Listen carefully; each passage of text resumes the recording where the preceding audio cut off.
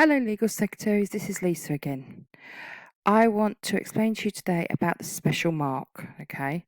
Now, if you look at this letter in front of us, okay, you can see we've got our reference, we've got our date, and we've got the name and address of who this letter is going to. Now, this is designed to go into a window envelope, okay? So you don't have to type the address on an envelope because it's got that little transparent window in it. Now, a special mark is an instruction to whoever's receiving the post to say what to do with it. So, you've got to go after the date, press enter twice, and then I'm going to type in capitals, private and confidential. That's the special mark here, okay? It is normally in bold and in capitals.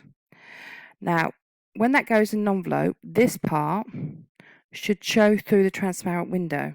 So when the administrator receives this at Brian Jacobs Plumbing, instead of opening the post, because most secretaries administrators open the post for their bosses, they'll see it says private and confidential, so they will not open it. They'll just hand that to their boss. Okay, so this is important if you're working in a solicitor's firm, because your boss might be having letters because they're getting divorced and they might not want you to know. This is just confidential stuff.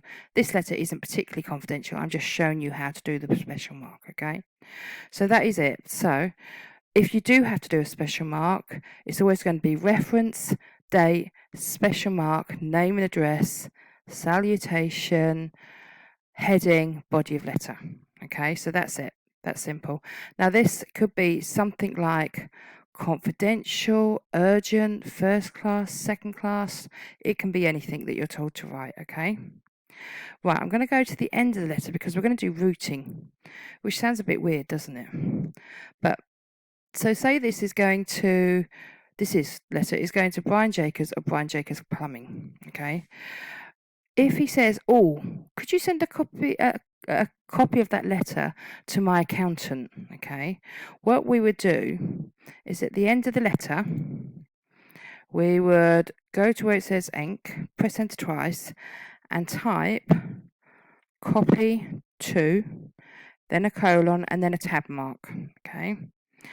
Maybe he told you that his accountant was Mr. Douglas, or Mr. S. Douglas, at Douglas and Son Accountants. Douglas, hold on, looking for Son and Son. Okay, so well, I'll explain that bit in a minute. Also, you want to copy this letter to go to the file. It doesn't tell you it wants one to go to the file, but we're going to do one anyway. So we're just going to press enter twice and do file. Okay. So what this means is when you're doing this, if this was real and you were in work, you would print 3 copies of this letter. The first copy will go to Mr. Brian Jacobs of Brian Jacobs Plumbing. You would do another copy, and you could either highlight this, or bold it, or put a tick next to it, anything like that, and put it in an envelope and write the address of Mr. S. Douglas and Son. It's just showing Mr. S. Douglas of Douglas and Son that we've sent a letter for our client as requested. The next one, you can either put a tick next to it or you can highlight it. Means a copy for the file. And what that means is when you're working, you would have 3 copies. One goes to Brian Jacobs, one goes to Mr. S. Douglas. This one is printed out and put on Mr. Brian Jacobs' file. So we will have a file to see what we've been doing for Mr. Brian Jacobs all through the years. Some of these files can get pretty thick, okay? So we can see the last thing done for him. Does that make sense? So in this case, it would be 3 copies of the letter that you would print out.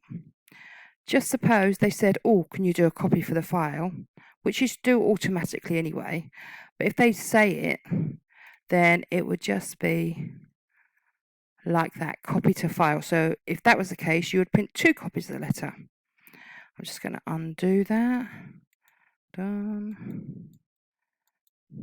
What if they said, "Oh, can you do a copy for Mr. Douglas and also a copy for Mr. Smith?"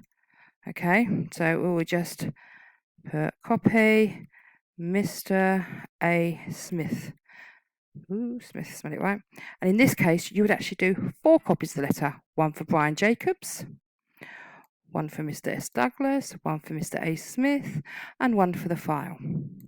When you actually do get to the exams, normally, at the end of the year, normally it will be a copy. Can you do routing to Mr. whatever, and one for the file. So it would just be 2 bits here, okay, instead of 3 bits. So it'll be something like that. And they'll tell you how many copies to print. Okay, hope that makes sense. I hope that was a good explanation. I got a bit confused there. I didn't get confused. It's late at night. Sorry about that. Anyway, that's it. Thank you. Bye bye.